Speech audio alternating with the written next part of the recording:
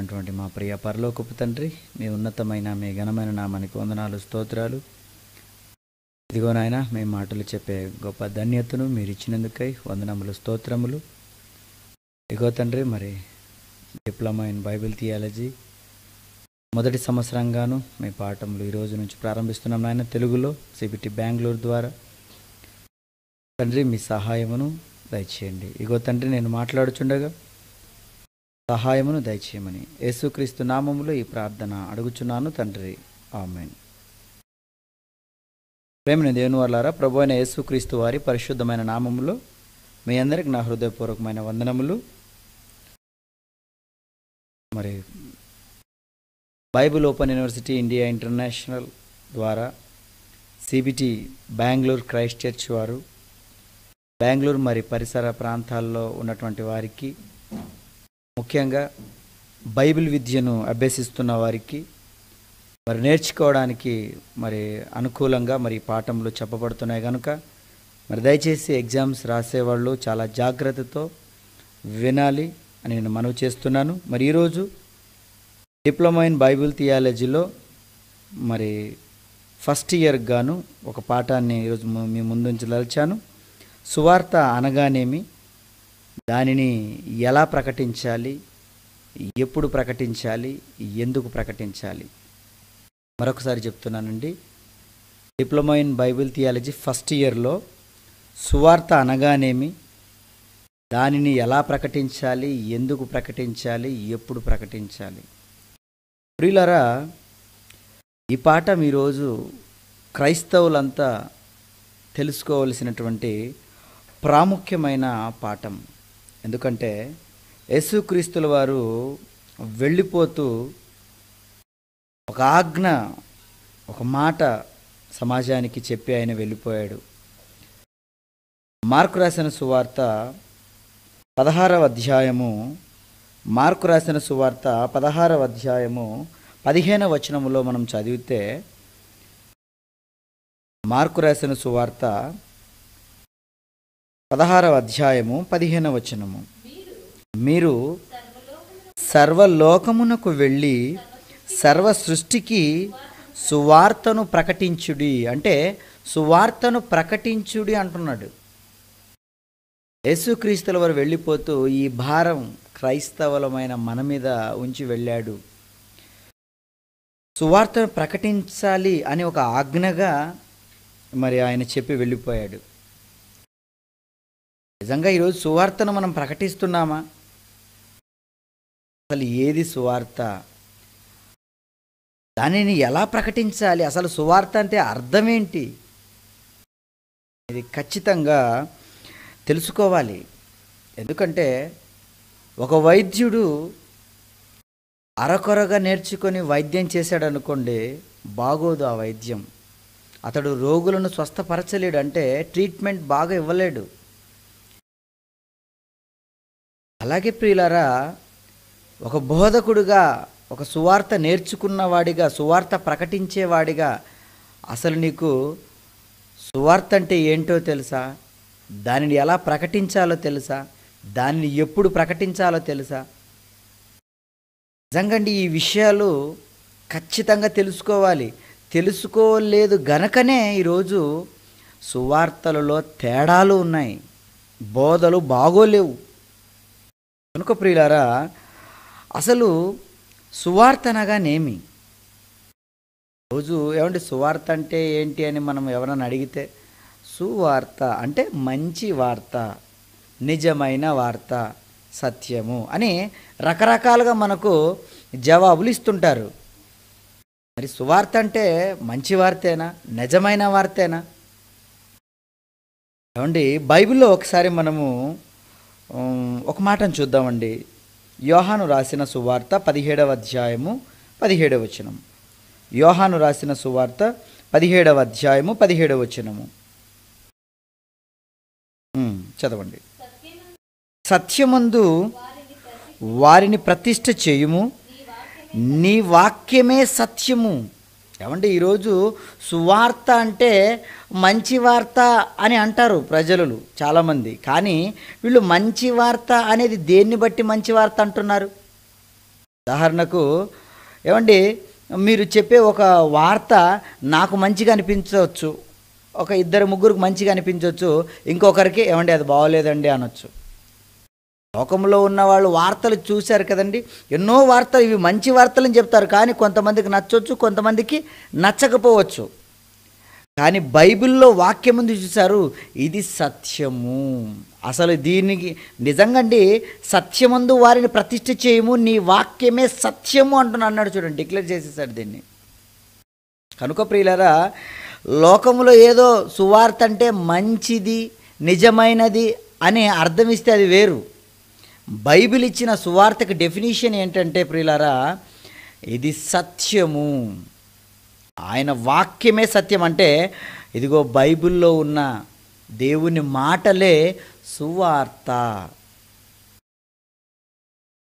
పౌలు గారు సువార్తకు అర్థం చెబుతూ ఆయన మాటల్లో కూడా చూద్దామండి ఒకసారి. కొరింథీయులకు రాసినటువంటి మొదటి పత్రిక, ఏమంటే సువార్త అనగానేమి అన్న దాంట్లో మనం చూస్తున్నాం. కొరింథీయులకు రాసిన మొదటి పత్రిక 15వ అధ్యాయము 1వ వచనం నుంచి చదువుదామండి ఒకసారి. మరియు సహోదరులారా, నేను మీకు ప్రకటించిన సువార్తను మీకు తెలియబరుచుచున్నాను. నేను మీకు ప్రకటించిన సువార్తను, ఏం ప్రకటించాడట? సువార్తను అంటున్నాడు చూడండి. ఏంటయ్యా సువార్త అంటే 3వ వచనం, 3వ వచనం చదవండి కంటిన్యూగా. నాకియబడిన ఉపదేశమును మొదట మీకు అప్పగించి తిని, అదేమనగా లేఖనముల ప్రకారము క్రీస్తు మన పాపముల నిమిత్తం మృతి పొందెను, సమాధి చేయబడెను, లేఖనముల ప్రకారము 3వ దినమున లేపబడెను. దీనినే సువార్తగా మనం పిలుస్తున్నాం. ఏమండి, ఏంటంటే సువార్త? లేఖనముల ప్రకారము క్రీస్తు మన పాపముల నిమిత్తం మృతి పొందెను, సమాధి చేయబడెను, లేఖనముల ప్రకారముగా 3వ దినమున లేపబడ్డాడు. ఏమండి, ఇది సువార్తగా మనకు తెలుసు. చాలామంది కూడా ఏమండి ఇది సువార్త అండి, ఓకే ఇది సువార్తే, మరి ఇదే సువార్త యేసుక్రీస్తుల వారి ఏమండి జననం, మరణం, ఆ యొక్క సమాధి, మరి పునరుత్థానం, ఇవేనా మరి సువార్త? నీకేం లేదా? మరి అయితే పాత నిబంధన ఎందుకు? పాత నిబంధన సువార్త కాదా? చాలామంది మరి సువార్త విషయంలో క్రొత్త నిబంధన ఒకటే సువార్త అండి అని అనుకుంటున్నారు. కానీ అది సువార్తే, కానీ బైబిల్ అంతా సువార్తే అనడానికి ఇంకొక మాట మనం చూద్దాం. ఇంకొక మాట, మొదటి పేతురు రాసిన పత్రిక, పేతురు రాసినటువంటి మొదటి పత్రిక, పేతురు రాసినటువంటి మొదటి పత్రిక 1వ అధ్యాయము 24వ వచనాన్ని ఒకసారి చదువుకుందాం. పేతురు రాసినటువంటి మొదటి పత్రిక 1వ అధ్యాయము 24వ వచనము. సర్వ శరీరులు గడ్డిని పోలిన వారు, వారి అందమంతయు గడ్డి పువ్వు వలె ఉన్నది. గడ్డి ఎండును, దాని పువ్వును రాలును, అయితే ప్రభు వాక్యము ఎల్లప్పుడూ నిలుచును అన్నాడు చూడండి. దేవుని వాక్యము ఎల్లప్పుడూ నిలుచును. మీకు ప్రకటింపబడిన సువార్త ఈ వాక్యమే. అంటే సువార్త అనేది ఏ వాక్యం అంట? సర్వ శరీరులు గడ్డిలు పోలిన వారు అన్న మాటలు కూడా సువార్తనేనా? అంటే పాత నిబంధనలో కనిపిస్తాయి మనకి ఈ మాటలు. మరి ఈ మాటలు కూడా, ఇవి కూడా సువార్తనే అంటున్నాడు కనుక మరి ఆ మాటలు కూడా సువార్తనే అంటే అవును, యేసుక్రీస్తుల వారి జననం, మరణం, ఆయన సమాధి, పునరుద్ధానం ఇవి సువార్తనే. అలాగే పాత నిబంధనలో ఉన్నటువంటి మాటలు కూడా సువార్తనే. యేసుక్రీస్తుల వారు ఒక సందర్భం జ్ఞాపకం చేసుకొని చూడండి ఒకసారి. మత్తయి రాసిన సువార్త 11వ అధ్యాయము, మత్తయి రాసిన సువార్త 11వ అధ్యాయము 6వ వచనాన్ని ఒకసారి చదువుకుందాం. మత్తయి రాసిన సువార్త 11వ అధ్యాయము 6వ వచనం. మరియు మత్తయి రాసిన సువార్త 11వ అధ్యాయము 6వ వచనము. ఏమండి, మత్తయి రాసిన సువార్త 11వ అధ్యాయము 6వ వచనం. బీదలకు సువార్త ప్రకటింపబడుచున్నది. ఏమంటున్నాడండి? బీదలకు సువార్త ప్రకటింపబడుచున్నది అంటున్నాడు చూడండి. అంటే బీదలకు సువార్త ప్రకటింపబడుతుందా? అంటే యేసుక్రీస్తుల వారు ఇంకా మరణం కాలేదు, సమాధి కాలేదు, పునరుత్థానం కాలేదు కదా, మరి అప్పటికే సువార్త ఉందా? ఇక్కడ మనము అర్థం చేసుకోవాల్సిన విషయం అండి. అప్పటికే సువార్త ఉందా? ఉంది. ఏదంటే అదే ధర్మశాస్త్రము, అది కూడా సువార్తనేనండి. ప్రియులారా, బైబిల్లో ఉన్నదంతా సువార్తకు సంబంధించిన మాటలే. బాగా వినాలి. చాలామంది ఏమండి క్రొత్త నిబంధన ఒకటే కదండి సువార్త, అలాంటప్పుడు దేవుడు మరి పాత నిబంధనను ఎందుకు ఇవ్వాలి అని అనుకుంటున్నాడు. పాత నిబంధన కూడా సువార్తే. అందుకని ఇక్కడ అంటున్నాడు బీదలకు సువార్త ప్రకటింపబడుతుంది, ఆల్రెడీ పడుతుంది అంటున్నాడు. మార్కు రాసిన సువార్త ఒకసారి చూద్దామండి. మార్కు రాసిన సువార్త మొదటి అధ్యాయము, మార్కు రాసిన సువార్త మొదటి అధ్యాయము 14వ వచనమండి. మార్కు రాసిన సువార్త మొదటి అధ్యాయం 14వ వచనం. యోహాను చెరపట్టబడిన తరువాత యేసు అంటున్నాడు, కాలము సంపూర్ణమై ఉన్నది, దేవుని రాజ్యము సమీపించి ఉన్నది, మారు మనసు పొంది సువార్త నమ్ముడని చెప్పుచు దేవుని సువార్త ప్రకటించుచు గలిలియకు వచ్చెను. అంటే ఆల్రెడీ సువార్త ఉందా? ఉందండి. దేవునికి సంబంధించిన మాటలు ఎన్నో ఉన్నాయి. అవి యేసుక్రీస్తుల వారు చెబుతూ ఆనాడు ప్రపంచానికి మీరు సువార్త నమ్మాలి అని సువార్తను చెబుతూ ఆయన వస్తున్నాడు. అనుకో ప్రియులారా, బైబిల్లో ఉన్నటువంటి పుస్తకములు 66, అంటే ఆది కాండం నుంచి ప్రకటన గ్రంథం వరకు ఏ పుస్తకమైనా కూడా అవన్నీ సువార్త పుస్తకములే. అన్ని సువార్తలే. ఇవిది మాత్రం సువార్త, ఇవి కావు అనడానికి లేదు. అంత సువార్తే ఏమండి. కనుక సువార్త అనగానేమంటే బైబిలేనండి, బైబిల్లో ఉన్న మాటలేనండి సువార్త. అందులో సత్య సంబంధమైన మాటలేనండి సువార్త, దానికి అర్థం. కనుక ప్రియులారా, ఈ సువార్త అనేది ఎందుకు చూసారు? ఈ బైబిల్లో ఉన్న విషయాలన్నీ మనం నేర్చుకునేవారుగా ఉండాలి. అలా నేర్చుకొని లోకంలోనికి వెళ్ళి చెప్పేవాళ్ళుగా ఉండాలి. కానీ కేవలం యేసుక్రీస్తుల వారి జననం, మరణం, సమాధి, పునరుద్ధాలు నేర్చుకొని వెళితే సరిపోదు. బైబిల్ మొత్తం మీద నువ్వు ప్రావీణ్యత సంపాదించాలి. అందుకేనండి ఈ క్లాసులు. కనుక ప్రియులారా, సువార్త అనగా ఇదిగో బైబిల్లో ఉన్నదంతా సువార్తే. ఓకే, అర్థమైందండి. కనుక సువార్త అనగా ఇది. మరి ఈ సువార్తను ఎలా ప్రకటించాలి? దీనిని ఎలా ప్రకటించాలండి? దీనిని ఎలా ప్రకటించాలో మనం నేర్చుకుందాం. ముందుగా సువార్తను అన్యజనులకు ఎలా ప్రకటించాలి అంటే, సువార్త అంటే ఏంటో మనం నేర్చుకున్నాము. ఇప్పుడు అలాగే సువార్త అసలు దానిని ఎలా ప్రకటించాలి, సువార్తను అనే విషయంలో అన్యజనులకు ఎలా ప్రకటించాలి. ఏమండి, అన్యజనులు దగ్గరకు వచ్చేసరికి వాళ్ళ కట్టుబాట్లు, వాళ్ళ యొక్క ఆచారాలు వేరే విధంగా ఉంటాయి, మనలా ఉండవు. కనుక వాళ్ళ దగ్గరికి వెళ్ళి మనం ఎలా ప్రకటించాలి? చాలామందికి తెలియదు. వాళ్ళ దగ్గరికి వెళ్ళేసి ఏమండి, బైబిల్లో ఒక మాట నేను చూపిస్తాను చూడండి ఒకసారి. కీర్తనల గ్రంథము 115వ కీర్తన, 115వ కీర్తన 4-5 వచనాలు మనం చూద్దాం. కీర్తనలు 115వ కీర్తనలు 4-5 వచనాలు. వారి విగ్రహములు వెండి బంగారువి, అవి మనుష్యుల చేతి పనులు. వాటికి నోరుండియు పలకవు, కన్నులుండియు చూడవు, చెవులుండియు వినవు, ముక్కులుండియు వాసన చూడవు, చేతులుండియు పాదములుండియు నడవవు. వాటిని ఏమంటే గొంతుకున్న కూడా మాటలాడవు. వాటి చేసిన వారు వాటి వంటి వారై ఉన్నారు అంటాడు. అంటే ఈ మాటను తీసుకొని ఈరోజు క్రైస్తవులైన వాళ్ళు ఏమండి గుడుల దగ్గరికి వెళ్ళేసి, ఇదిగో మీ విగ్రహాలు, వాటికి అవి నోరు లేదు, చెవులు లేవు అని ఈరోజు వాళ్ళ మనోభావాలు దెబ్బతీస్తున్నారు. నిజంగా ఇది ఎంతవరకు రైట్? ఇలా చెప్పవచ్చా అన్యుల దగ్గరికి వెళ్ళి? ఏమండి, ఇలా చెప్పమని బైబిల్ ఎప్పుడు చెప్పలేదండి. ఇలా చెప్పమని బైబిల్ ఎప్పుడు చెప్పలేదు. అంటే ఒక ఉదాహరణగా పిల్లలు, బయట వాళ్ళ పిల్లలు గొడవ పడ్డారనుకోండి. గొడవ పడ్డప్పుడు అవతల వాళ్ళ దగ్గరికి వెళ్ళి ఏమండి మీ పిల్లలు బాగోలేరు అంటే బాగుంటుందా మీరు చెప్పండి? మన పిల్లలతో మనం చెప్పుకోవాలి, ఒరే వాళ్ళు మంచోళ్ళు కాదు, వాళ్ళ జోలికి వెళ్ళొద్దురా అని మన పిల్లలతో మనం చెప్పుకోవాలి. అంతే కదండి ప్రియులారా? దేవుడు కూడా ఇదిగో వారి విగ్రహములు వెండి బంగారువి, వాటికి చెవులుండి వినవు, కనులుండి చూడవంటే ఇశ్రాయేలును తన ప్రజలతో తన పిల్లలతో చెబుతున్నాడు. కానీ వాళ్ళ దగ్గరికి వెళ్ళి మీరు ఇలా చెప్పండి అని చెప్పలేదండి.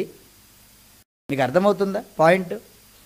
ఈరోజు అన్యజనులకు ఎలా ప్రకటించాలో తెలియక గుడుల దగ్గరికి వెళ్ళి కరపత్రాలు పంచుతున్నారు మనోళ్ళు. నిజమండి, గుడుల దగ్గరికి వెళ్ళి పంచుతున్నారు. ఏమండి, ఎక్కడ ప్లేస్ లేదా? అక్కడికే వెళ్ళి పంచాలా? విగ్రహాల దగ్గరికి వెళ్ళి ఇవి పని చేయవు, ఏం చేయవని వాటి ముందే వెళ్ళి వాళ్ళని మరి రకరకాలుగా కించపరుస్తున్నారు. కానీ ప్రియులారా, సువార్త ప్రకటించేవాడుగా నువ్వు ఇలా ప్రకటించడం న్యాయం కాదు. మరి ఎలా ప్రకటించాలండి అన్యజనులకు? వాళ్లకు వాక్యం ప్రకటించాలి కదండి అని అంటారా? అవునండి, అన్యజనులకు ఎలా ప్రకటించాలో కూడా బైబిల్లో వ్రాయబడి ఉంది. ఒకసారి పౌలు గారిని చూడండి. ఆయన అన్యజనులకు ఏ విధంగా సువార్తను ప్రకటించాడో ఒకసారి బైబిల్లో మనం చూద్దాం. ఏమండి, బైబిల్లో మనం చూద్దాం. అపోస్తుల కార్యములు 17వ అధ్యాయము, అపోస్తుల కార్యములు 17వ అధ్యాయము 22వ వచనము. అపోస్తుల కార్యములు 17వ అధ్యాయము 22వ వచనము చదవండి. పౌలు అరియోపగు మధ్య నిలిచి చెప్పినదేమనగా, ఏథెన్సు వారులారా, వీరు సమస్త విషయములలో అతి దేవతా భక్తి వారయ్యున్నట్లు నాకు కనబడుచున్నది. ఏమండి, అన్యుల మధ్యలోకి వెళ్ళి పౌలు గారు మాట్లాడుతున్న మాటలు చూడండి ఎలా ఉన్నాయో. వాళ్ళ దగ్గరికి వెళ్ళగానే మీవి దేవుళ్ళు కాదు, మీరు నమ్ముకున్నవి అవి వేస్ట్ అని అలాంటి మాటలు చెప్పలేదండి. వాళ్ళను బాగా చూశాడు. ఏమండి, వాళ్ళ నాడిని తెలుసుకున్నాడని చెప్పాలి. వాళ్ళని బాగా తెలుసుకున్నాడు. వీళ్ళకి ఎలా చెబితే వీళ్ళు వింటారని నిజంగా అక్కడ చూసేసరికి వాళ్ళకున్నటువంటి అక్కడ ఏమండి పరిస్థితులు ఎలా ఉన్నాయంటే అతి దేవతా భక్తి. నిజంగా వాళ్ళకున్నటువంటి భక్తి గురించి అక్కడ ఆలోచిస్తే మొత్తం దేవతలు నిండిపోయారండి. ఎక్కడ చూసిన దేవత, ఆ దేవత, ఈ దేవత, ఈ దేవత మొత్తము.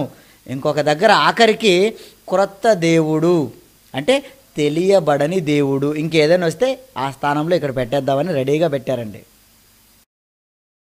నిజంగానండి, అంత నిజంగా అక్కడ నిజంగా ఆయన 23వ వచనం మీరు చూస్తే పౌలు గారు, నేను సంచరించుచు మీ దేవతా ప్రతిమలను చూచుచుండగా నాకు ఒక బలిపీఠము కనపడెను.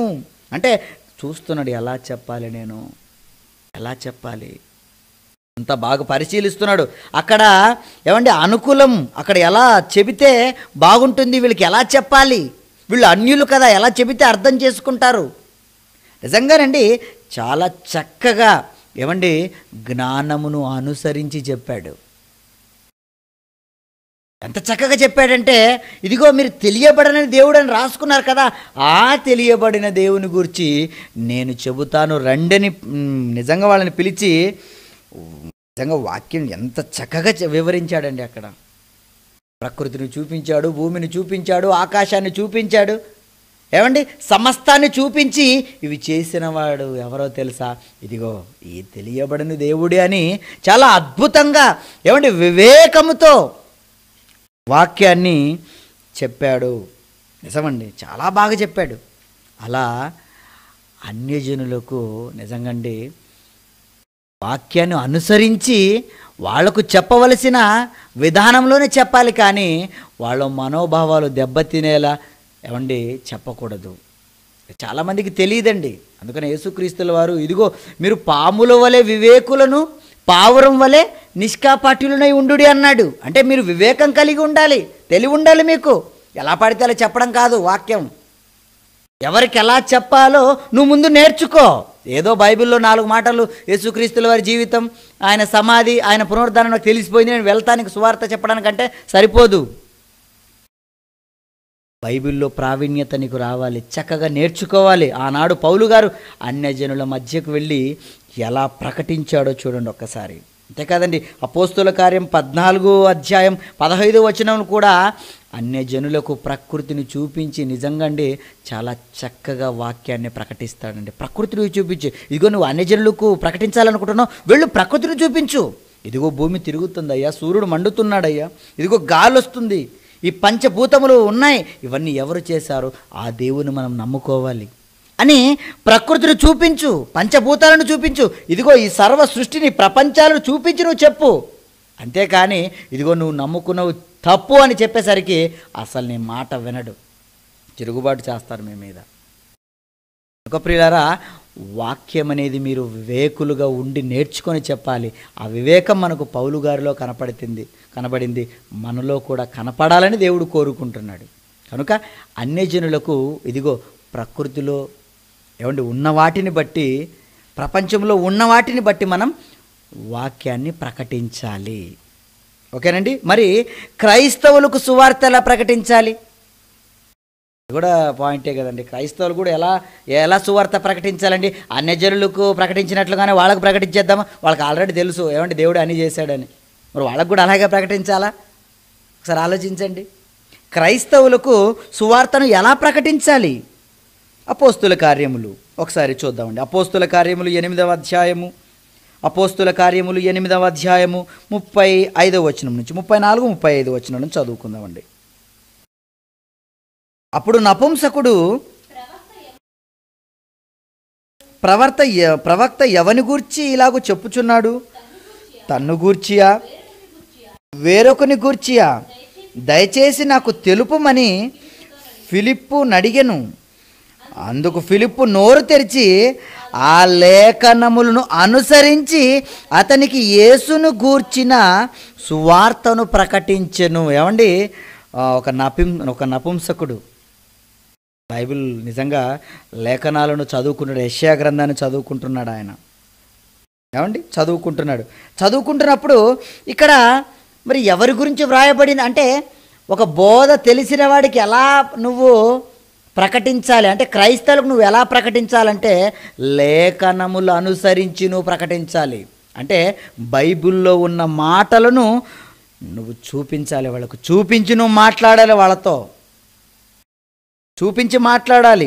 ఒకసారి అపోస్తుల కార్యములు 28వ అధ్యాయము, అపోస్తుల కార్యములు 28వ అధ్యాయము 23వ వచనాన్ని కూడా మనం ఒకసారి చూద్దామండి. అపోస్తుల కార్యములు 28వ అధ్యాయము 23వ వచనము. అతనికి ఒక దినము నియమించి అతని బసలోనికి అతని యొద్దకు అనేకులు వచ్చిరి. ఉదయము నుండి సాయంకాలం వరకు అతడు దేవుని రాజ్యమును గూర్చి పూర్తిగా సాక్ష్యమిచ్చుచు మోషే ధర్మశాస్త్రములో నుండి ప్రవక్తలలో నుండి సంగతులెత్తి యేసును గూర్చి వివరముగా బోధించుచు వారిని ఒప్పించుచుండెను. ఏమండి, క్రైస్తవులైనటువంటి వాళ్ళకి ఎలా సువార్త ప్రకటించాలో తెలుసా? లేఖనములు అనుసరించి నువ్వు ప్రకటించాలి. బైబిల్లో ఉన్న సంగతులన్నిటి గురించి నువ్వు మాట్లాడాలి. అంటే బైబిల్ మొత్తం నువ్వు చుట్టేసి రావాలి. ఎక్కడుందో రెఫరెన్స్తో సహా నువ్వు చూపించి చెప్పేవాడుగా ఉండాలి. అదే చేస్తున్నాడు ఇక్కడ పౌలు గారు. మోషే ధర్మశాస్త్రములో నుండి ప్రవక్తలలో నుండి సంగతులెత్తి, అక్కడ వ్రాయబడింది చూడండి, ఇక్కడ వ్రాయబడింది చూడండి, అక్కడ ఇక్కడ అని మొత్తం బైబిల్ అంతా చుట్టేస్తున్నాడు చూడండి పౌలు గారు. కనుక క్రైస్తవులకు సువార్త ఎలా ప్రకటించాలంటే లేఖనములను అనుసరించి నువ్వు ప్రకటించాలి, బైబిల్లో నువ్వు చూపించాలి వాళ్ళకు. ఇలా క్రైస్తవులకు లేఖనములను అనుసరించి, ఇదిగో ఫిలిప్పు గారు అలాగే ప్రకటించారు, ఇదిగో పౌలు గారు కూడా అలాగే ప్రకటించమని మనకు చెబుతున్నాడు. కనుక క్రైస్తవులకు ఎలా ప్రకటించాలయ్యా అన్న ప్రశ్నకు ఇదిగో లేఖనములను అనుసరించి అలాగే మనం ప్రకటించాలి. కనుక ఇది క్రైస్తవులకు ఎలా సువార్త ప్రకటించాలనేది. మరి సువార్త ప్రకటించవలసిన పద్ధతులు ఏమిటి, ఎలా ప్రకటించవచ్చు సువార్తను, వీటి విషయం కూడా మనం తెలుసుకోవాలి. చూడండి, నెంబర్ 1 సువార్త అనగానేమి తెలుసుకున్నాము. మరి దానిని ఎలా ప్రకటించాలా అనే విషయంలో అన్యజనులకు ఎలా ప్రకటించాలి, క్రైస్తవులకు ఎలా ప్రకటించాలో మనం తెలుసుకున్నాము. అదేవిధంగా సువార్త చెప్పవలసిన పద్ధతులు, అంటే ఏ విధంగా సువార్తను మనం చెప్పవచ్చు అనేదాన్ని కూడా మనం బైబిల్ ద్వారా మనం కొన్ని మాటలు నేర్చుకుందాం. ఒకసారి మత్తయి రాసిన సువార్త 5వ అధ్యాయము 1వ వచనం. మత్తయి రాసిన సువార్త 5వ అధ్యాయము 1వ వచనం అండి. ఆయన ఆ జన సమూహములను చూచి కొండ ఎక్కి కూర్చుండగా ఆయన శిష్యులు ఆయన యొద్దకు వచ్చిరి.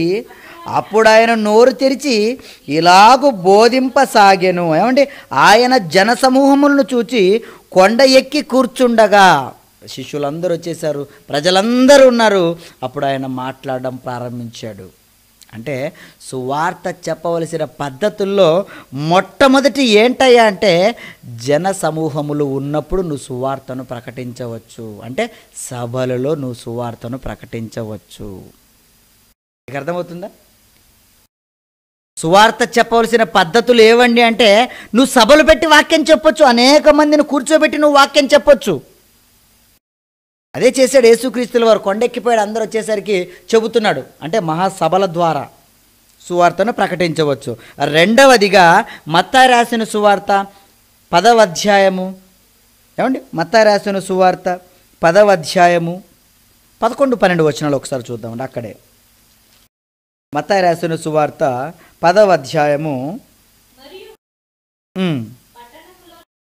మరియు మీరు పట్టణములోనైనను గ్రామములోనైనను ప్రవేశించినప్పుడు, ఏమండి మీరు పట్టణములోనైనను గ్రామములోనైనాను, అంటే మీరు పట్టణాల్లోనైనా చెప్పాలి, ఏమండి గ్రామాలలో అయినా చెప్పాలి. అంటే సువార్తను ఇక్కడే కేవలం పట్టణాల్లో చెప్పాలండి, కేవలం పల్లెటూరులో చెప్పాలండి కాదండి. ఎక్కడైనా కూడా మీరు సువార్తను ప్రకటించవచ్చు. ఓకేనండి. మొదటిగా మనము ఎక్కడ సువార్తలు అంటే జనసమూహాలు అంటే మహాసభల ద్వారా సువార్తను ప్రకటించవచ్చు. రెండవదిగా పట్టణాల్లోనూ గ్రామాల్లోనూ మనం సువార్తను ప్రకటించవచ్చు.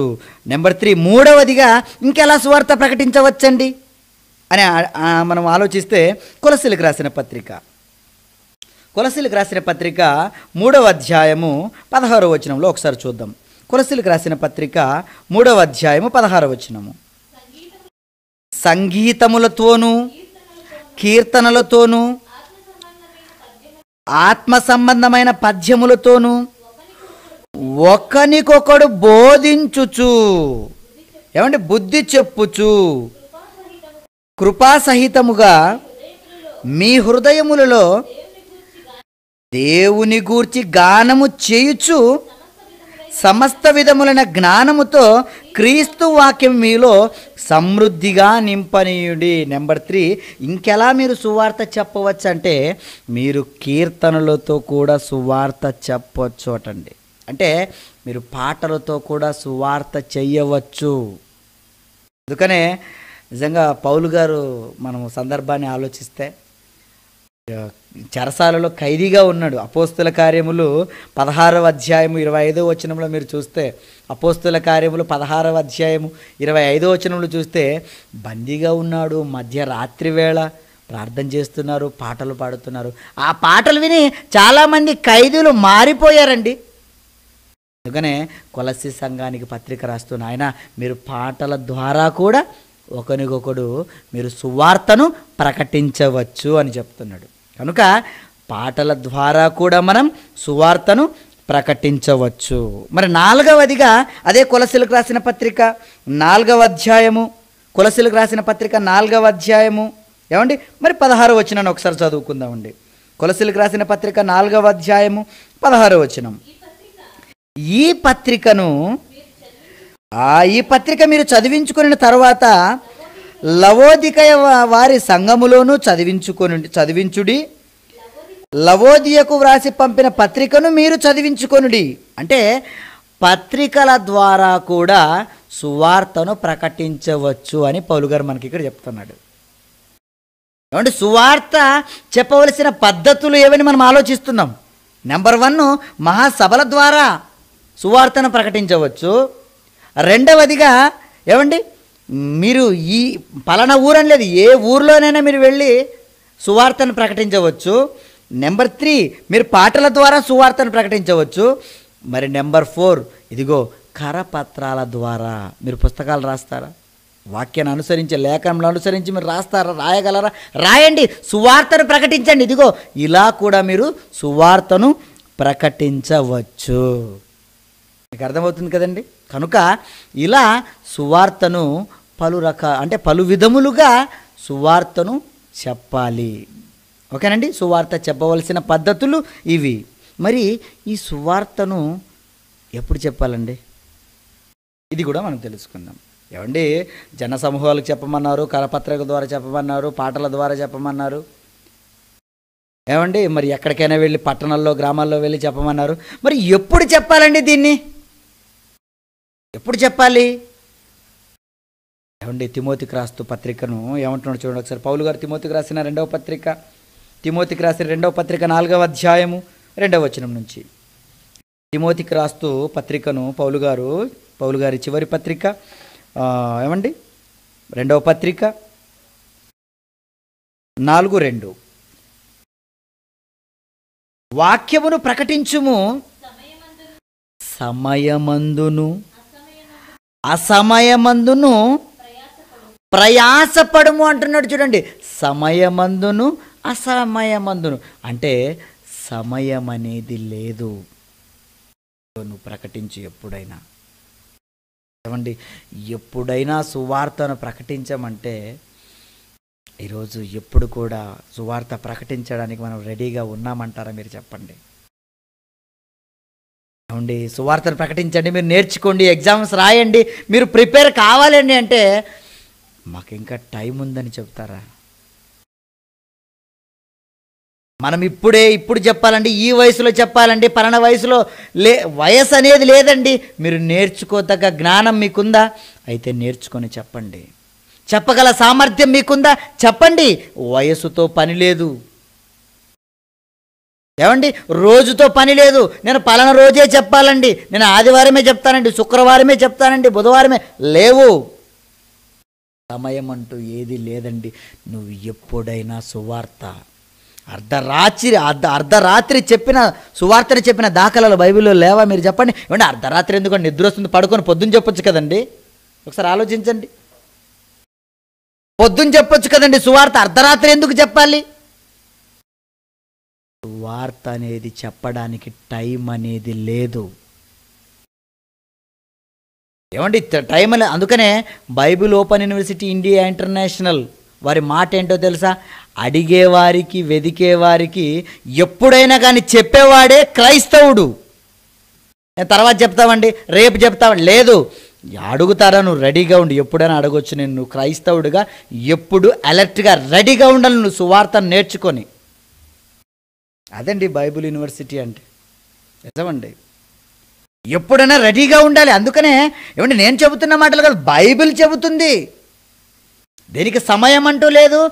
అది సమయమందును అసమయమందును నీకు ఎప్పుడు అవకాశం వస్తే అప్పుడు చెప్పేయి. ఎందుకంటే ఈరోజు ఉంది, రేపు ఉందో లేదో గ్యారంటీ లేదు కదండి. రేపు చెబుతాను, ఎల్లుండి చెబుతానని మనం అనడానికి ఏమండి రేపనేది మన జీవితంలో లేదు కదండి. కనుక ప్రియులారా, సువార్త చెప్పడానికి సమయం అంటూ లేదు. నువ్వు ఎప్పుడైనా సువార్త చెప్పడానికి సిద్ధంగా ఉండాలి. నిజమండి. మరి ఈ సువార్తను యేసుక్రీస్తులో వెళుతూ సర్వ సృష్టికి, అదే అంటాడు కదండి మార్కు రాసిన సువార్త 16వ అధ్యాయము 15వ వచనంలో, మీరు సర్వ సృష్టికి ఏమంటే సువార్తను ప్రకటించాలి. మీరు వెళ్ళి ఎప్పుడయ్యా అంటే ఎనీ టైం, ఎప్పుడైనా మీరు ప్రకటించేవారుగా ఉండాలి అన్నాడు. కనుక ఎప్పుడు కూడా సువార్తను ప్రకటించడానికి రెడీగా మనం ఉండాలని నేను మనవి చేస్తున్నాను. ఓకే, మరి ఈ సువార్తను ఎందుకు ప్రకటించాలండి? చివరిగా నేను చెప్పి ముగిస్తాను. సువార్త చెప్పకపోతే నష్టం ఏంటి? అసలు ఎందుకు చెప్పాలి? మేము చెప్పమండి అంటారా? ఏమండి, అసలు సువార్తను ఎందుకు చెప్పాలి? దాన్ని కూడా నేర్చుకుందాం. ఎందుకు చెప్పాలంటే ప్రియులారా, ఒక మాటను మనం బైబిల్లో చూద్దాం. ఏమండి, మత్తయి రాసిన సువార్త, మత్తయి రాసిన సువార్త 24వ అధ్యాయము, మత్తయి రాసిన సువార్త 24వ అధ్యాయము 14వ వచనం నుంచి చదువుకుందాం. మరియు ఈ రాజ్య సువార్త సకల జనములకు సాక్షార్థమై లోకమందంతటను ప్రకటింపబడును, అటు తర్వాత అంతము వచ్చును. ఇదిగో యేసుక్రీస్తుల వారు రెండవ రాకడ జరగాలంటే నువ్వు సువార్త చెప్పాలి. ఏమంటే సువార్త చెబుతున్నారు కదండి, చాలామంది చెబుతున్నారు కదండి, ఆల్రెడీ సువార్త అందరికీ తెలిసిపోయింది కదని అనుకుంటున్నారా? తెలీదు. సువార్త అరకొర జ్ఞానంతో ఈరోజు చెప్పుకుంటున్నారు, బైబిల్లో ఏదో కొన్ని మాటలు తెలుసుకొని. ఈరోజు అసలు సిసలైన సువార్త అంటే సత్యమైన వాక్యం బైబిల్లో ఉన్నట్లుగా, Bible answer to the Bible. నిజంగా బైబిల్లో ఉన్న వాక్యాన్ని ఈరోజు చెప్పినటువంటి ఒకే ఒక ఆయనే జయశాలి శ్రీ పిడి సుందర్రావు గారు. నిజంగానండి ఆయనే. ఇప్పుడు ఆయన వచ్చిన తర్వాతే కదండి వాక్యం అనేది, నిజంగా సత్యం అనేది ప్రపంచ ప్రజలకు మనం తెలిసింది. నిజమండి, నిజంగా అంతకుముందు సువార్త తెలియదండి. తెలిసుంటే ఏమండి, సువార్త ప్రపంచం అందరికీ తెలిసుంటే యేసుక్రీస్తుల వారు వచ్చేవారు కదండి. ఎందుకంటే యేసుక్రీస్తు వారు రాలేదు. ఇక్కడే మీరు పాయింట్ అర్థం చేసుకోవాలి. యేసుక్రీస్తు రాలేదంటే సువార్త తెలీదు. మరి ఏ వార్త తెలిసింది అందరికీ? అబద్ధపు వార్త తెలిసింది. భిన్నమైన బోధ తెలిసాయి అందరికీ, భిన్నమైన బోధలు ఉన్నాయి అందరి దగ్గర. నిజమైన సువార్త ఎవరి దగ్గర లేదు. ఇదిగో నీ దగ్గర ఉంది. ఈ వాక్యాన్ని వింటున్నావు, నేర్చుకుంటున్నావు. నీ దగ్గర నిజమైన వాక్యం, సత్యమైన వాక్యం ఈరోజు నీ దగ్గర ఉంది కదా. నువ్వు వెళ్ళి ప్రకటించే వాడుగా నువ్వు ఉండాలి. చాలామందికి తెలియదు. ఏమండి ఆయన త్వరగా వస్తారని వెళ్ళిపోయాడు. ఎందుకండి రాలేదు? ఎందుకు రాలేదంటే సకల జనులకు సువార్త ప్రకటింపబడాలి. టీవీల ద్వారా వెళ్ళిపోతుంది, నెట్ ద్వారా వెళ్ళిపోతుంది. ఏమండి ఎప్పటి నుంచో వెళ్ళిపోతుంది కదండి సువార్త. మరి తెలిసింది కదండి. తెలియదు వాళ్ళకి నిజమైన సువార్త ఇంకా తెలియబడలేదు. అర్థమవుతుందా? కనుక సువార్తను మనము ఏమండి ఎందుకు ప్రకటించాలి అంటే యేసుక్రీస్తుల వారి రెండవ రాకడకు మనం సంబంధించి, ఆయన రావాలంటే మనం సువార్తను చెప్పాలి. అంతే కాదండి. ఇంకొకటి ఎందుకు చెప్పాలో తెలుసా?